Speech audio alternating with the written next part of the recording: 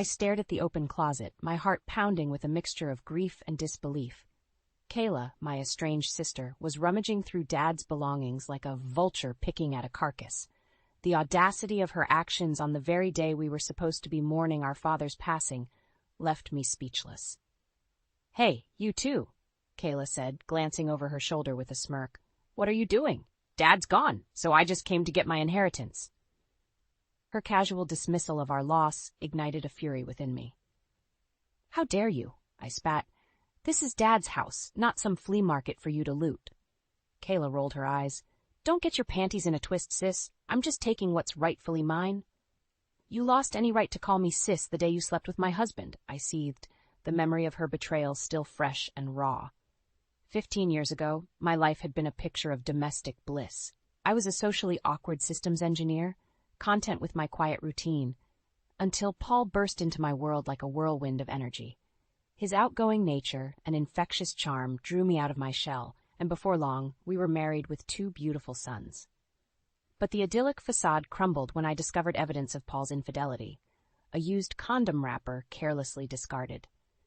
Confronted, he denied it at first, but Kayla's sly admission revealed the unthinkable truth.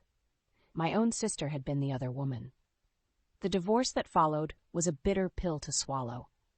With my world shattered, I moved back in with Mom and Dad, relying on their support to rebuild my life as a single mother to my sons, then aged 8 and 5. Mom and Dad had been unwavering pillars, cutting ties with Kayla and her despicable actions. They showered their grandchildren with love, determined to provide the stability we so desperately needed.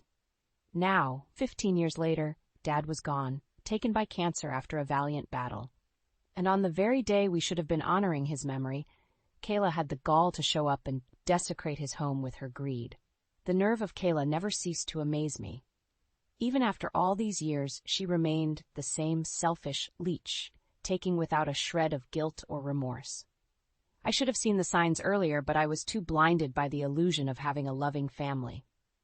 It started small. Kayla crashing at my place for a few days that turned into weeks, helping herself to our food and leaving a trail of mess in her wake. Paul would laugh it off, saying, "That's just how Kayla is." But her freeloading ways soon escalated. She'd show up unannounced, inviting herself to stay indefinitely, even though she had a decent job at the time.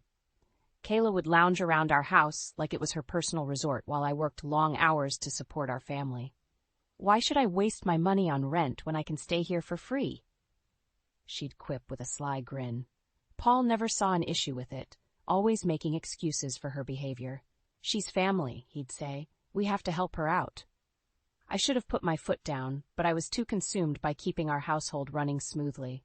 I wanted to be the perfect wife and mother, so I turned a blind eye to Kayla's transgressions. Looking back, it's clear she was sowing the seeds of betrayal from the start. Her constant presence must have made it all too easy for her and Paul to give in to their sordid desires. "You're delusional," Kayla scoffed, snapping me back to the present. "This is as much my inheritance as it is yours." "After what you did?" I retorted. "You're lucky Mom and Dad didn't disown you completely."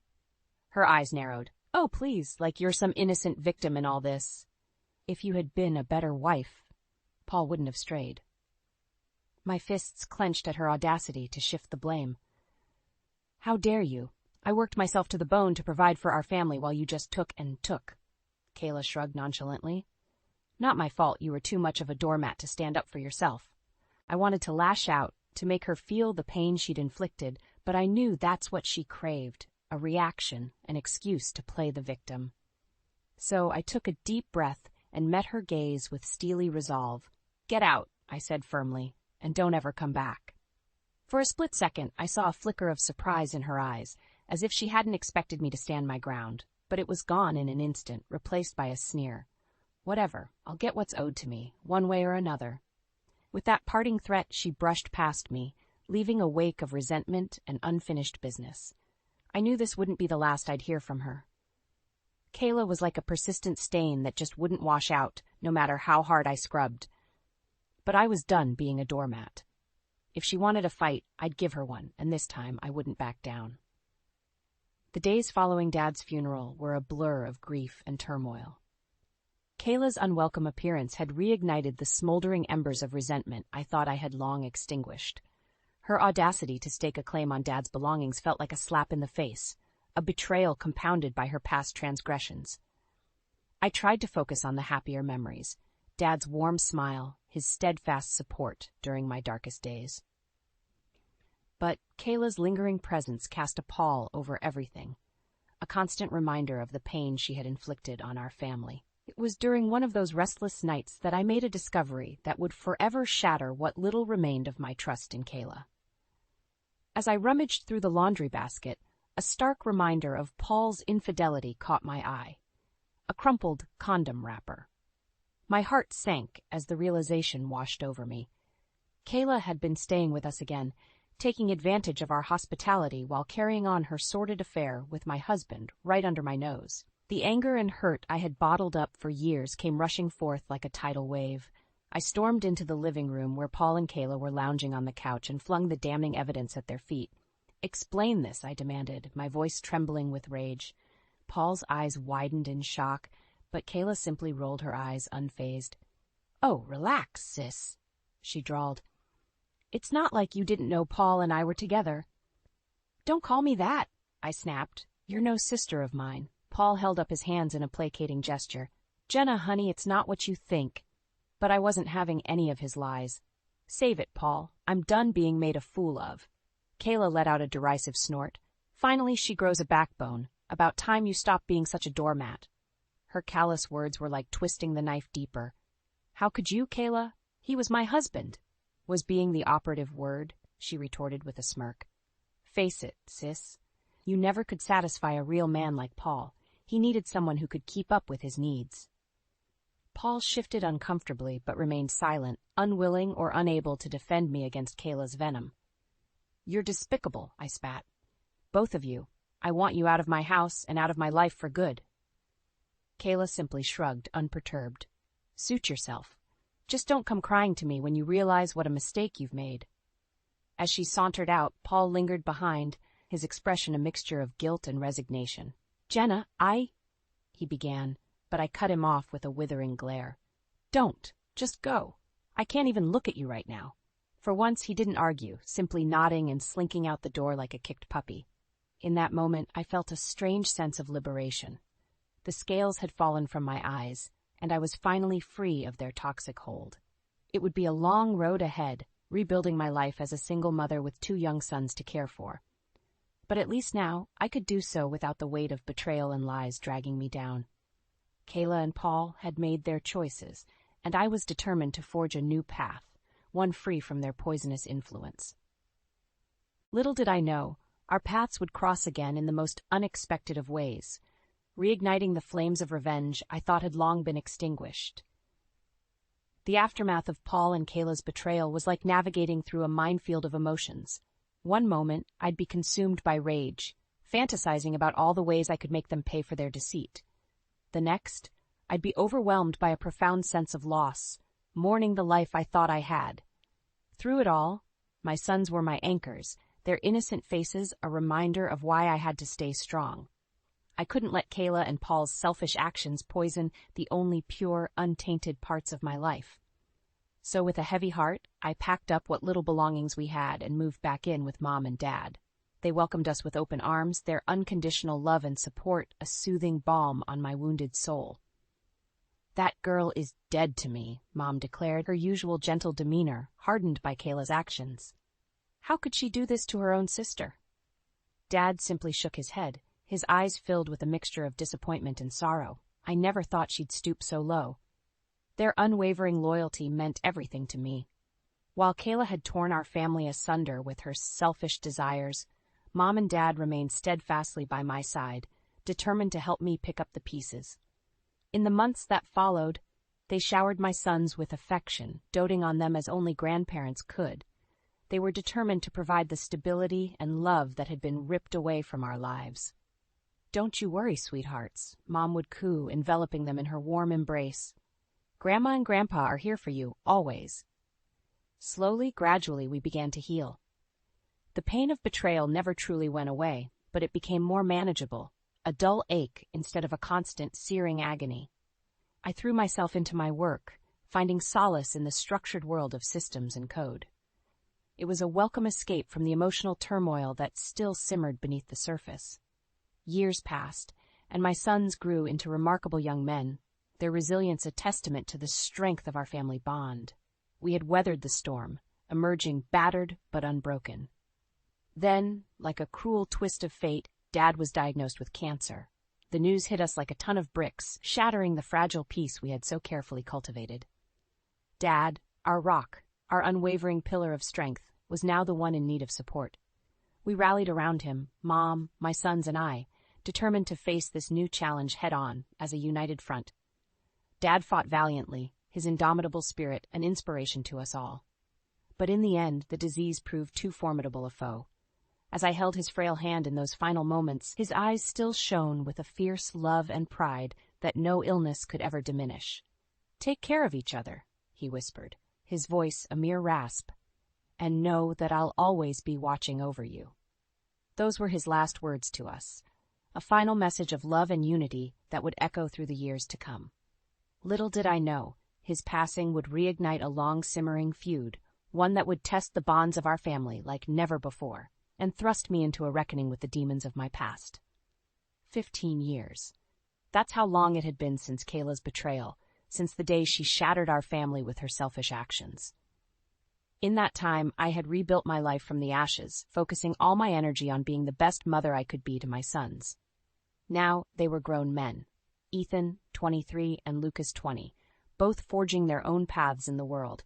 Ethan had followed in my footsteps, pursuing a career in engineering, while Lucas had taken after Dad, his heart set on running the family farm. As for me, I had found contentment in the simple things, watching my boys grow into remarkable young men, cherishing the moments we shared as a family. The wounds of the past had scabbed over, though the scars remained, a constant reminder of the pain I had endured. Then, like a cruel twist of fate, Dad's battle with cancer came to an end. The days leading up to his passing were a blur of grief and heartache. Mom, ever the pillar of strength, held us together as we kept a vigil by Dad's bedside, cherishing every precious moment we had left with him. "I'm so proud of you," he whispered, his voice barely audible as he gazed at us with eyes filled with love and pride. "You've all grown into such fine young men." Ethan and Lucas exchanged a glance, their eyes glistening with unshed tears. Even in his final moments, Dad was thinking of us, his family.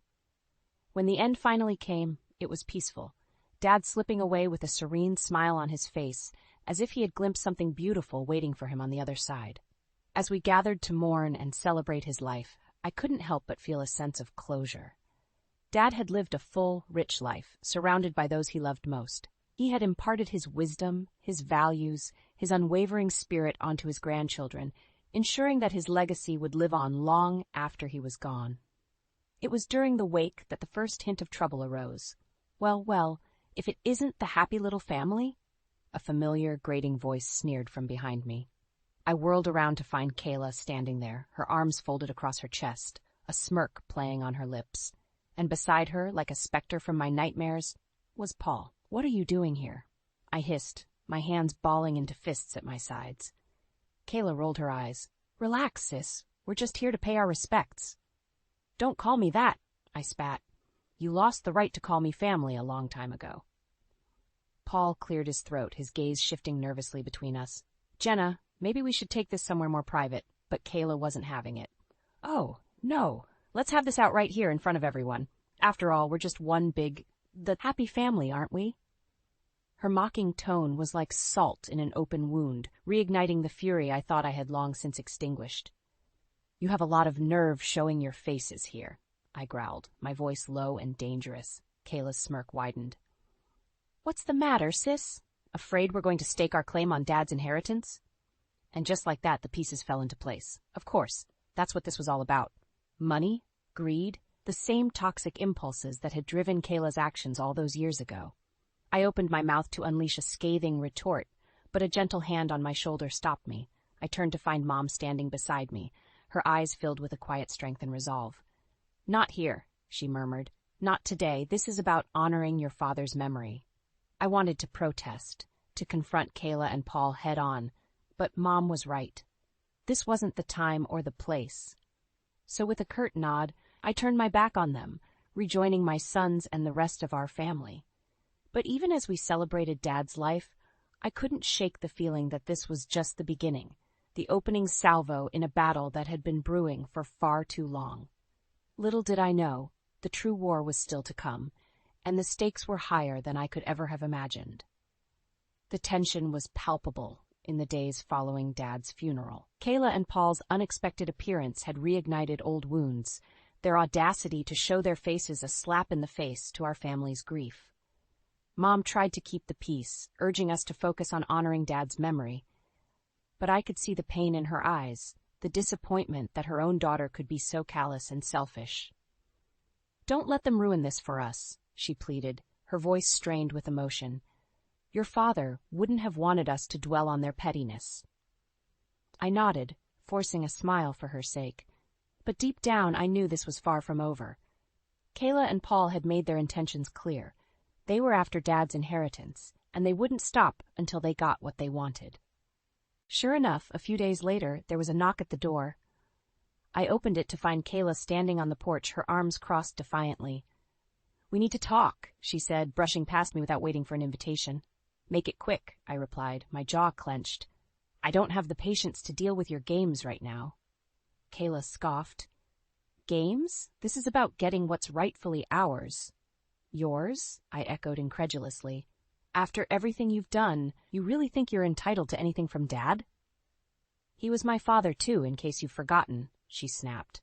"And I deserve my fair share of his estate." I couldn't help but let out a bitter laugh. "Fair share? You've got to be kidding me."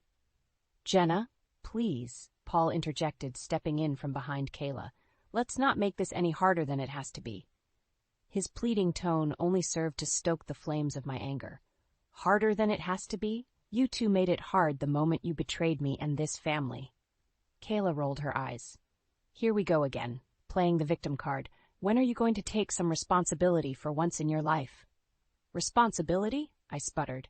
"You're the one who slept with my husband." Details, she waved dismissively.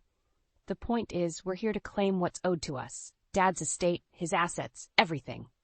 I could feel my blood boiling, years of pent-up rage and resentment bubbling to the surface.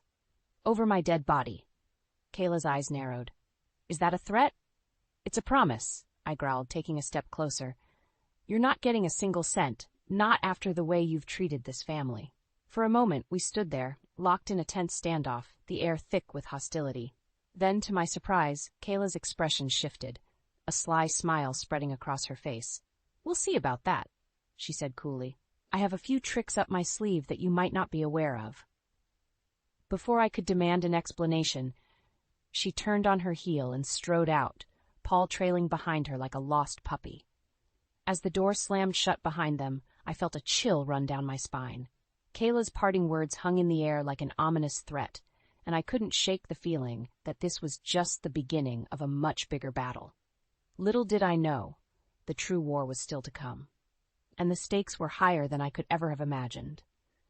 Kayla's ominous threat lingered like a dark cloud over the following days. I found myself constantly on edge, waiting for the other shoe to drop. What did she have planned? What tricks did she think would sway the inheritance in her favor? I confided my concerns to Mom, but she remained steadfast in her resolve. "Don't let her rattle you, dear," she said, her voice calm yet firm. "Your father made his wishes clear long ago." Still, the seeds of doubt had been planted. What if Kayla had found some loophole, some way to manipulate the system to her advantage?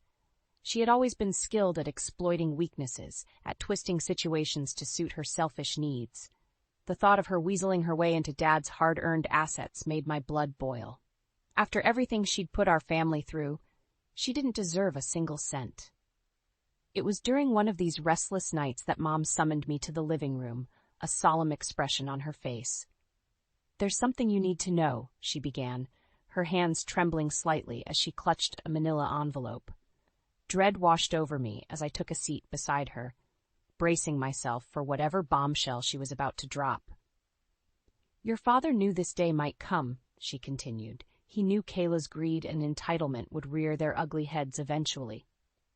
She handed me the envelope, and I felt my heart skip a beat as I glimpsed the legal documents inside. "What is this?" I asked, my voice barely above a whisper.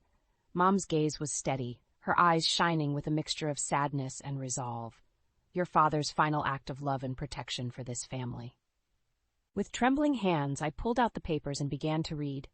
And as the words sank in, I felt a wave of relief and vindication wash over me.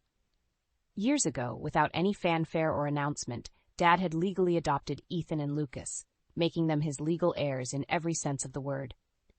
"He wanted to ensure you and the boys were taken care of," Mom explained, her voice thick with emotion. "No matter what Kayla tried to pull, she couldn't touch the bulk of his estate." Tears stung my eyes as the weight of Dad's actions hit me. Even from beyond the grave, he was looking out for us, shielding us from Kayla's greed and malice. "That's not all," Mom continued, pulling out another document. "These are records of every penny your father gave Kayla over the years. Money for rent, car payments, living expenses. He kept meticulous track of it all." I scanned the pages, my eyes widening as I tallied up the staggering sums, thousands upon thousands of dollars, all carefully documented. "He always said those were advance payments on her inheritance," Mom said with a wry smile. "By the time he was done, there was hardly anything left for her to claim." A mixture of emotions swirled within me, relief, vindication, and a newfound appreciation for Dad's unwavering love and foresight. He had outmaneuvered Kayla at every turn, ensuring that her selfish desires would never come to fruition. As I clutched the documents to my chest, a sense of calm washed over me. The battle lines had been drawn, and for once, we held the high ground. Kayla thought she had tricks up her sleeve? Well, Dad had been playing the long game all along, and he had emerged victorious.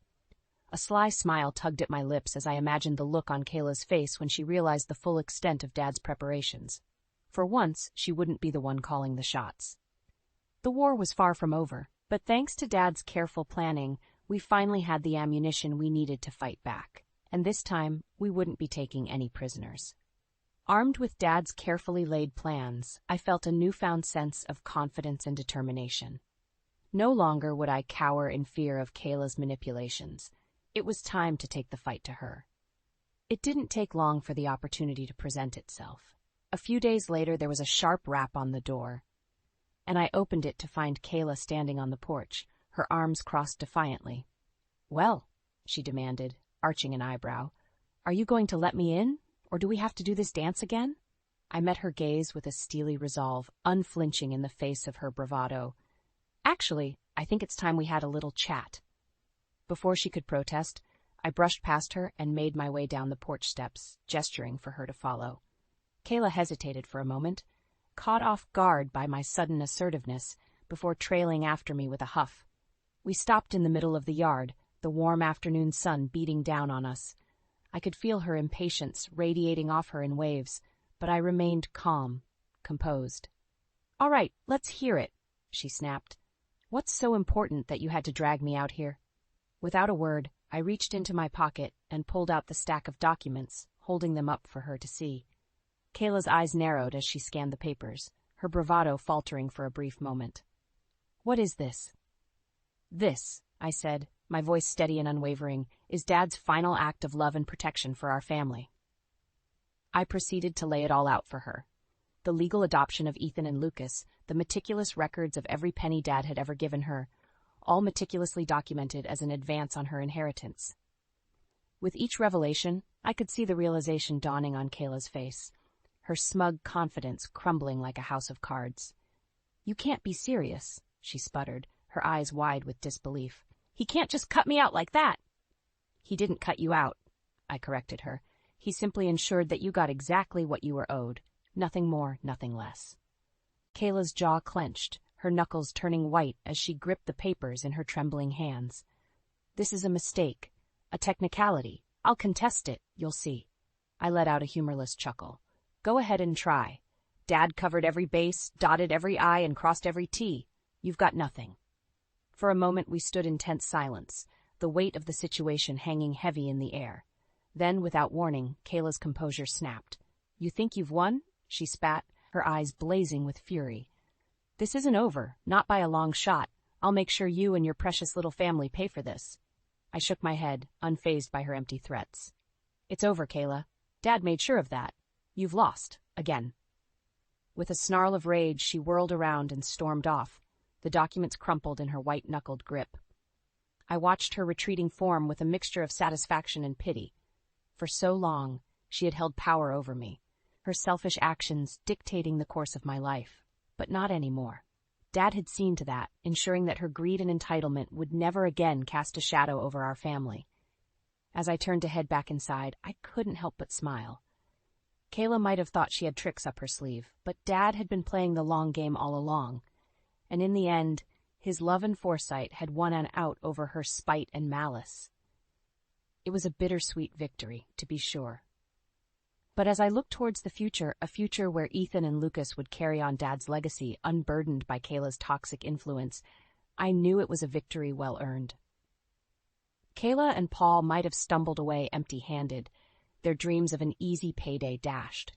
But their true punishment was far more poetic, a life of struggle and unfulfillment, forever haunted by the consequences of their cruelty and entitlement. As for me and my family, we would carry on, unbowed and unbroken, forging our own path towards a brighter tomorrow. The war was finally over, and this time we had emerged victorious.